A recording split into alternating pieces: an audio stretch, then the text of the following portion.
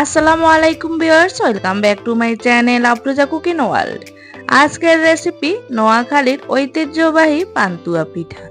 এই পিঠাটা অনেকে অনেকভাবে বানিয়ে থাকেন। আজ আমি সকল ধরনের টিপস সহকারে রেসিপিটি শেয়ার করেছি। আশা করছি রেসিপিটি আপনাদের ভালো লাগবে। এখানে আমি একটা ডিম নিয়েছি। ডিমটা যদি ফ্রিজে থাকে তাহলে আধা ঘন্টা আগে বের করে নেবেন। এখানে দিয়েছি হাফ কাপ চিনি আর দিয়েছি 1 চা চামচ লবণ। এখন চিনিটা আর ডিম ভালোভাবে ফেটিয়ে নেব যতক্ষণ পর্যন্ত চিনিটা গলে না যায়। এখানে মিষ্টিটা আপনাদের পছন্দ মতো কমিয়ে বাড়িয়ে দিতে পারেন। আমার কাছে মনে হয় যে আধা কাপ দিলেই ঠিক মতো হবে, তাই এখানে আমি আধা কাপই দিয়েছি। চিনিটা ভালোভাবে গলে গেলে এখানে 1.5 কাপের মতো দিয়েছি শুকনো চালের আটা আর দিয়েছি 1 কাপের মতো ময়দা।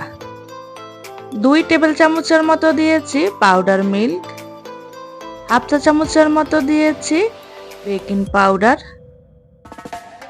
এখন সবগুলো উপকরণ ভালোভাবে মিশিয়ে নেব। যারা ডিম পছন্দ করেন না তারা ডিম না দিয়ে সবগুলো উপকরণ একসাথে দিয়ে নরমাল পানি দিয়ে ডোটা তৈরি করে নিতে পারেন। ডোটা যেহেতু অনেকটাই ঘন থাকবে, তাই একবারে পানি না দিয়ে বারবারে পানি দিয়ে মিশালে ডোটা ভালো হয়। আমার এখানে পুরো ডোটা তৈরি করতে প্রায় 1 কাপ আরো 1 টেবিল চামচের মতো পানি লেগেছে। ডোটা তৈরি হয়ে গেছে, এখন হাত দিয়ে ভালোভাবে ফেটিয়ে নিচ্ছি।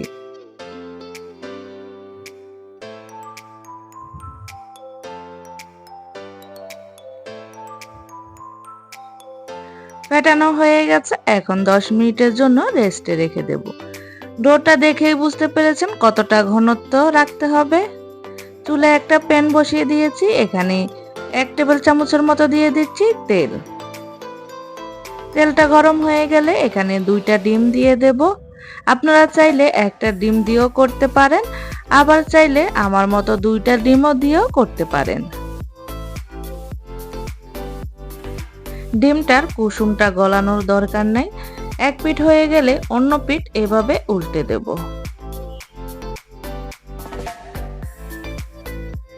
ডিমটা ভাজা হয়ে গেছে, এখন তেল থেকে তুলে নেব। অনেকেই আছে যারা ডিম একদমই পছন্দ করেন না, তারা চাইলে ডিমের পরিবর্তে এই রকম 2টা লেবু পাতা দিয়েও পিঠাগুলো বানিয়ে নিতে পারেন। লেবু পাতা দিয়ে পিঠাটা বানালে সুন্দর একটা ফ্লেভারও আসে।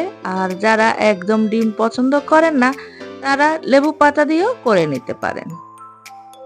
আমি আপনাদেরকে দুইভাবেই দেখাবো, যেইভাবে আপনাদের সুবিধা ওইভাবেই করে নিতে পারেন।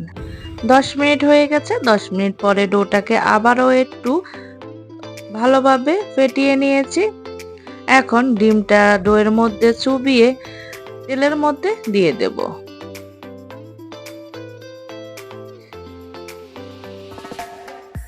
এই যে এখন তেলের মধ্যে দিয়ে দেব। আগে থেকে চুলায় প্যান বসিয়ে দিয়েছি, তেলটা গরম হয়েছে, এখন পিঠাটা দিয়ে দিচ্ছি।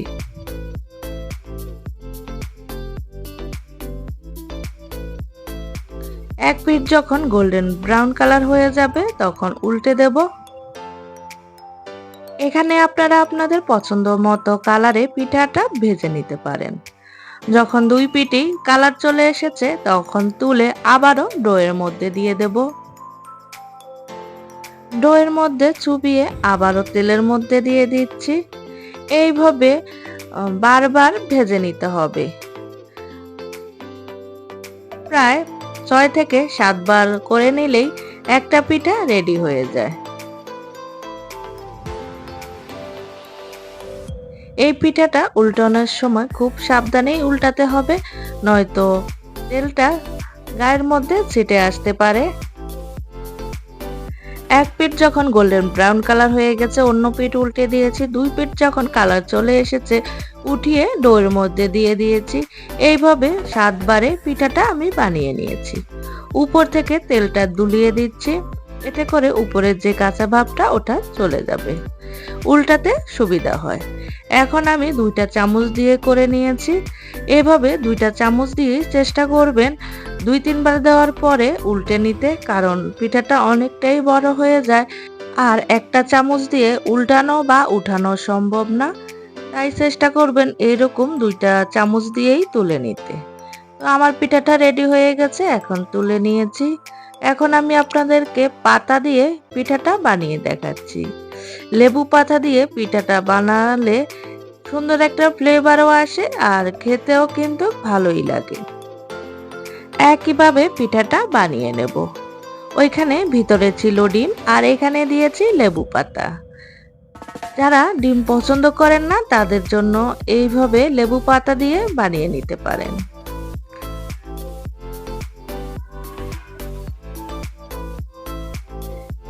একইভাবে এই পিঠাটাও আমি বানিয়ে নিয়েছি। দেখুন এই পিঠাটাও বেশ বড় হয়েছে। এখন তেল থেকে তুলে নেব, পিঠাটা হয়ে গেছে। চুলা থেকে তুলে পিঠাটা ঠান্ডা করে আপনাদেরকে দেখিয়ে দিচ্ছি।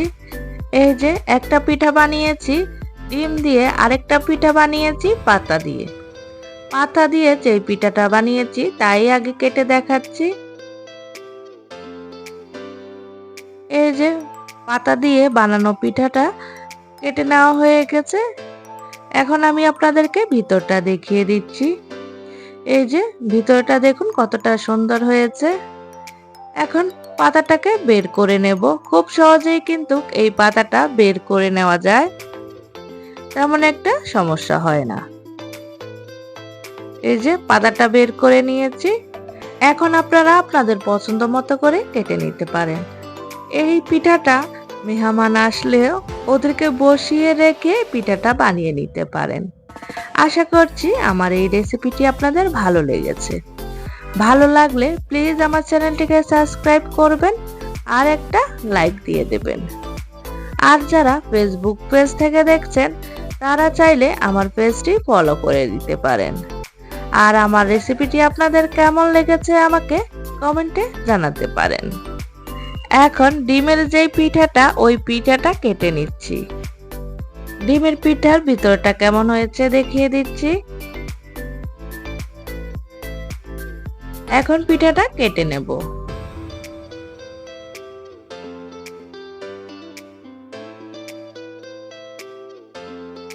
কেটে নেওয়া হয়ে গেছে, এখন পরিবেশন করে নিচ্ছি। আজকের ভিডিওটা এই পর্যন্তই। ভালো থাকবেন সবাই। আল্লাহ হাফেজ।